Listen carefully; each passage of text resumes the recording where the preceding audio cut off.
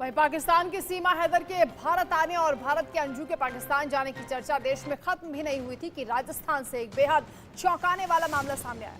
राजस्थान के सीकर जिले के श्री माधोपुर की रहने वाली 17 साल की नाबालिग अपने प्रेमी से मिलने पाकिस्तान जाने के लिए बगैर किसी दस्तावेज के जयपुर एयरपोर्ट पहुंच गई, जहां उसने पाकिस्तान का टिकट मांगा। एयरपोर्ट स्टाफ ने पहले मजाक समझा, लेकिन उसके बाद लड़की ने उन्हें बताया कि वो पाकिस्तानी है और अपनी बुआ के साथ 3 साल पहले भारत आई थी। वो सीकर के श्री माधोपुर में रह रही थी। कुछ दिन पहले उसका बुआ से झगड़ा हुआ। इसके बाद वो बस से जयपुर पहुंच गई। लड़की का मोबाइल फोन देखने पर पता चला कि वो लाहौर के एक इमरान नाम के लड़के के कांटेक्ट में थी। उसने बताया कि 1 साल से वो पाकिस्तानी लड़के से बात कर रही है, जबकि उसके स्कूल की दूसरी लड़कियों ने भी उसके साथ दोस्ती की है। इमरान नाम के लड़के ने उसका ब्रेन वॉश किया, उसे बताया कि एयरपोर्ट पर कैसे बात करनी है। उसकी ट्रेनिंग बाकायदा उसको दी गई। फिलहाल अब लड़की का मोबाइल जब्त हो गया है और मामले की जांच चल रही है। ये पता लगाने की कोशिश की जा रही है कि कोई और भी लड़की क्या उसके कांटेक्ट में है। वहीं लड़की के साथ मौजूद दोनों लड़कों से भी पूछताछ हुई। लड़की जिस बस में बैठी थी वो भी उसी बस में सवार थे। बस में उनकी लड़की से बात हुई, वो उसे छोड़ने के लिए एयरपोर्ट तक पहुंच गए। लड़की ने पुलिस को पहले ये बताया कि वो इस्लामाबाद की रहने वाली है। इसके बाद महिला केंद्र से भी महिलाओं को बुलाकर लड़की से पूछताछ हुई। फिलहाल इस पूरे मामले की तफ्तीश की जा रही है।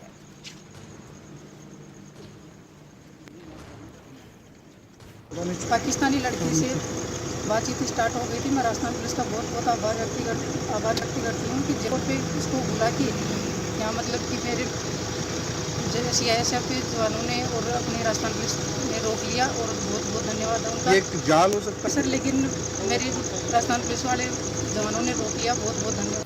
DCP ईस्ट ज्ञानचंद यादव जी इस वक्त हमारे साथ में खास बातचीत के लिए मौजूद हैं।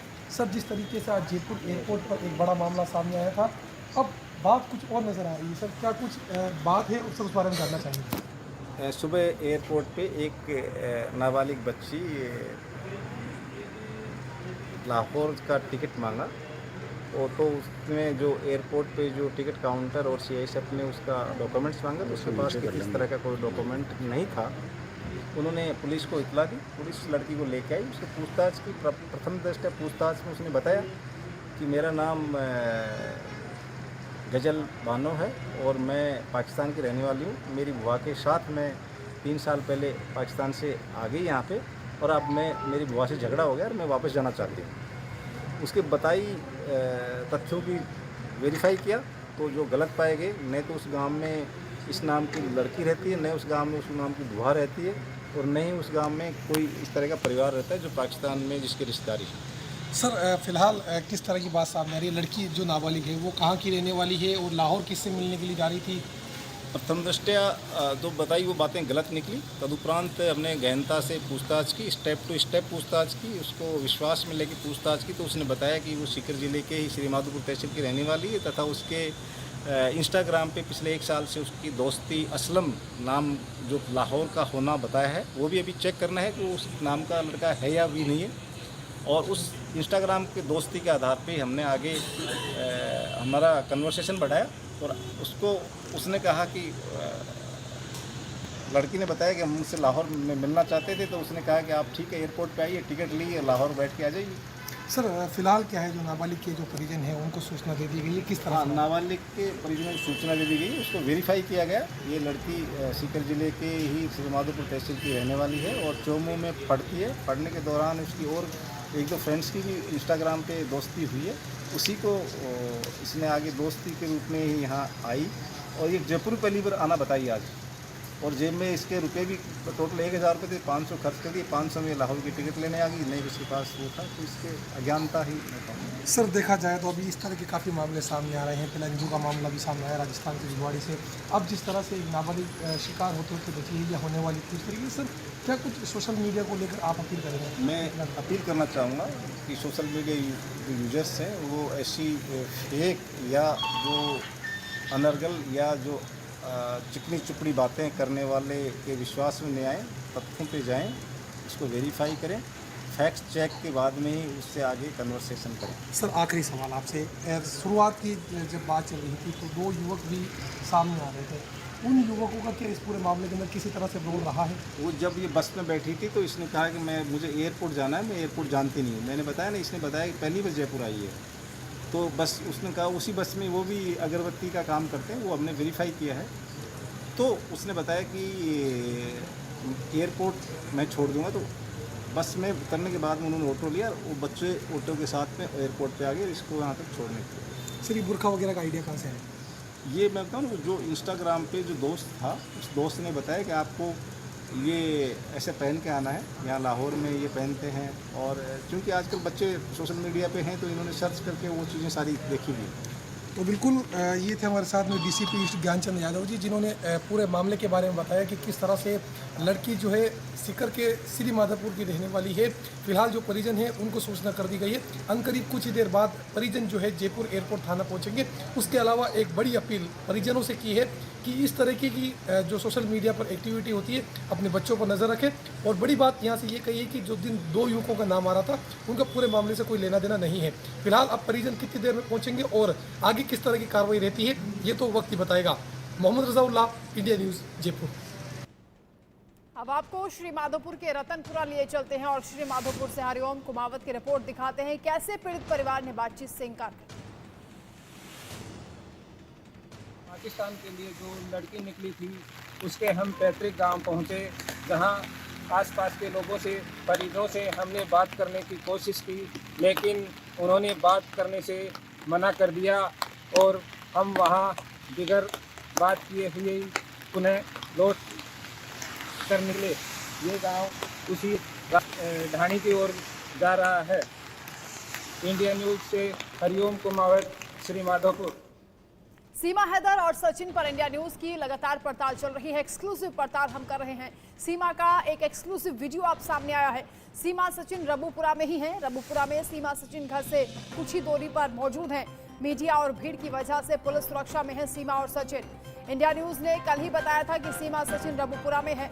सीमा सचिन पर इंडिया न्यूज ने पक्की खबर दिखाई। आज भारतीय किसान यूनियन लोक शक्ति के राष्ट्रीय अध्यक्ष मास्टर स्वराज सीमा से मिलने के लिए पहुंचे और उन्होंने उनसे क्या बातचीत की वो भी आपको सुनवाएंगे।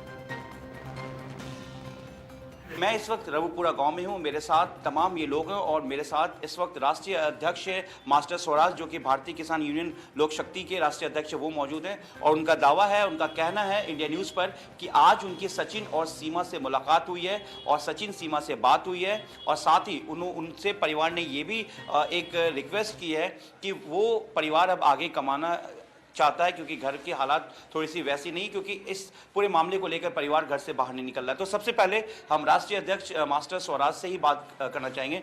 स्वराज जी, बहुत बहुत शुक्रिया आपका इंडिया न्यूज़ पे बात करने के लिए। धन्यवाद। आपका ये दावा है मास्टर साहब कि आज आपकी सचिन और सीमा से मुलाकात हुई, बात हुई, उन्होंने अपनी कुछ परेशानी बताई। क्या यही मुलाकात हुई है और क्या बात हुई, क्या हम क्या जानना बता सकते हैं? मैं मास्टर स्वराज, राष्ट्रीय अध्यक्ष भारतीय किसान लोक शक्ति। बिल्कुल, मैं आज रबुपुरा आया क्योंकि मेरा आना जाना रहता है। भारतीय किसान लोक शक्ति के कार्यकर्ता भी यहाँ हैं, उसी परिवार में वो आई है। तो वो कस्बे में ही हैं, अपने हितैषी परिवार के यहाँ हैं, सुरक्षित हैं और पुलिस वाले वहाँ बैठे हुए हैं। चूँकि हमारे जो भारतीय किसान लोक शक्ति के राष्ट्रीय प्रभारी हैं AP Singh advocate, supreme court के सीनियर एडवोकेट हैं, उनकी सलाह ये है कि मीडिया कैमरा के सामने वो ज़्यादा ना जाए, इसलिए जहाँ भी हैं वो कस्बे में हैं, सुरक्षित है। और मेरी मुलाकात हुई जी।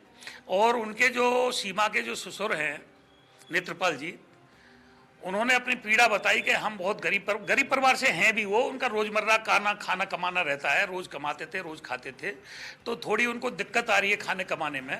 तो उन्होंने अपनी वो शिकायत बताई कि जी हमारा खाने कमाने में आगे बड़ी परेशानी आ रही है।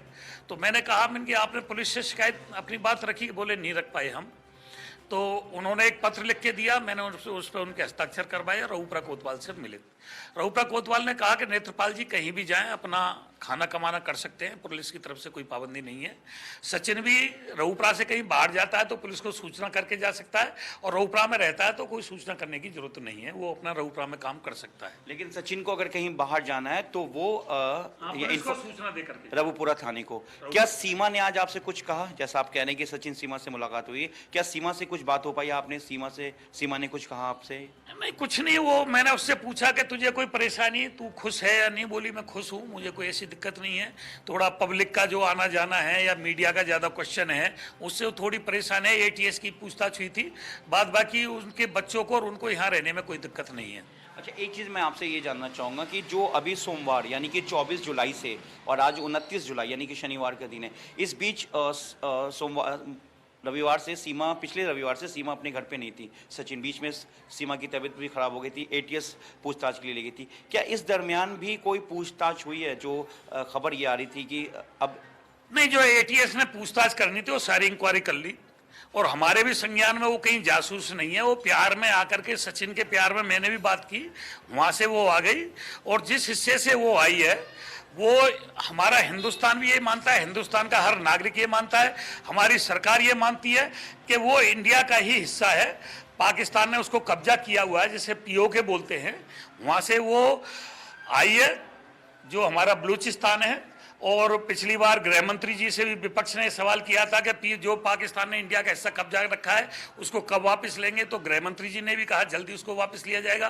प्रधानमंत्री जी ने भी पिछले 15 अगस्त को लाल किले से खुले शब्दों में बलूचिस्तान के लिए बोला था और बलूचिस्तान में भी पाकिस्तान के खिलाफ रैली हुई थी कि हम इंडिया में जाना चाहते हैं।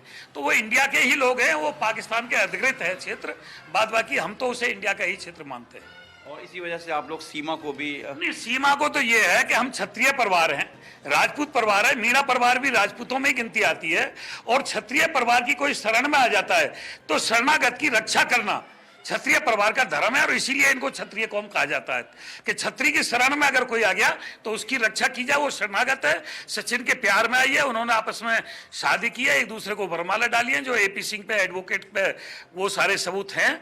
और महामहिम राष्ट्रपति महोदय से उन्होंने भारतीय किसान लोक शक्ति के, चूंकि वो राष्ट्रीय प्रभारी हैं विधि प्रकोष्ठ के, तो हमने भी उनको अप्रोच किया था कि गरीब परिवार है, गरीब लड़की है, इनकी आप कानूनी तौर पर मदद करें, तो उन्होंने इस केस को लिया, निःशुल्क लिया है।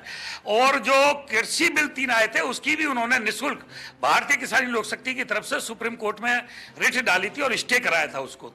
तो वो सामाजिक जितने भी काम होते हैं उनको निःशुल्क वो लड़ाई लड़ते हैं और भारतीय किसान लोक शक्ति के चूंकि राष्ट्रीय प्रभारी हैं उनके अरदास पर भी वो काम करते हैं। स्वराज जी, आर्थिक मदद की भी बात आ रही है, हालांकि ये कि गांव के लोगों का कहना है जो आसपास के भी इस मदद पे मेरी बात हुई थी, यहाँ के समाज से, मीणा समाज से भी बात हुई। वो सब जैसे ये माहौल थोड़ा हटता है, क्योंकि अभी वकील साहब ने कह रखा है कि ज्यादा मीडिया के कैमरे के सामने ना है, मीडिया कोई भी क्वेश्चन करती है पता नहीं आपके मुंह से क्या निकल जाए, थोड़ा बचाव करके रहे। पूरा समाज आर्थिक मदद भी करेगा। थोड़ा ये कानूनी जो एज पेच है, जेवर कोतवाल पे इनकी जांच है, जांच चल रही है, ये जांच हट जाती है, जैसे सुरक्षित होते हैं तो पूरा परिवार इनकी आर्थिक मदद भी करने को तैयार है। एक बहुत बड़ा सवाल कि गांव सीमा के उन 4 बच्चों को जो पाकिस्तान से आई है, क्या गांव और समाज उन बच्चों को भी एक्सेप्ट करेगा? बिल्कुल, जो भी उससे आगे बच्चे पैदा होंगे उनको भी एक्सेप्ट करेगा और जो ये बच्चे उनको अपना लिया है, एक्सेप्ट नहीं करेंगे, उसको बहू मान लिया उस परिवार ने, मेरा समाज ने उसको बहू मान लिया है, तो एक्सेप्ट तो कर लिया और कर लिया तो उनके बच्चों को भी एक्सेप्ट कर लिया। मैंने कह दिया जो शरण में आ गया, शरणागत की रक्षा करना क्षत्रिय धर्म है, इसीलिए इसको क्षत्रिय कहा जाता है जो सबकी रक्षा करे। सीमा बार बार अपने बच्चों के पढ़ाई के लिए, उनके आगे के भविष्य के लिए वो चिंतित हो रही है। उसका कहना है कि मैं हिंदुस्तान में अपने बच्चों का भविष्य देखती हूँ। मेरी बात हुई